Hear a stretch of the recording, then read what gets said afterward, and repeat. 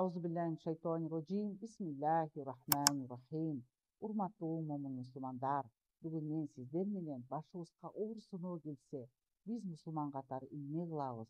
Ошол жөнүндө сүйлөшкүм келип атат. Албетте исламда Аллах Таала оор сыноолорду жөн жерден эмес, ар биринде акылмандык, хикматтык жана пайда бар деп түшүндүрөт.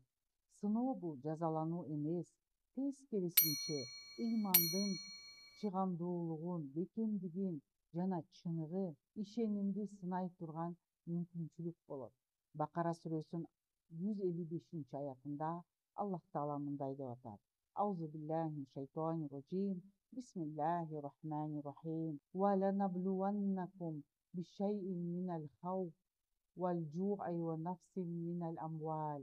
Биз силерди бир аз коркунуч, ачарчылык жана мал-мүлк жана адамдар вал анфуси вассамароти ва башира мина собирин жана түшүмдүн темиши менен сынайбыз. Сабыр кылуучуларды сүйүнчүлөө деп атат.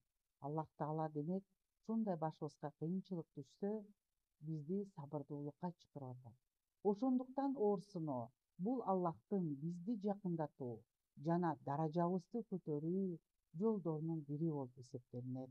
Урматтуу момун мусулмандар, башыңыздарга оор сыноо келсе, сабыр кылыңыздар. Иншалла Аллахтын аркасынан жеңилдиктерди берет. Саламу алейкум ва рахматуллахи ва баракатух.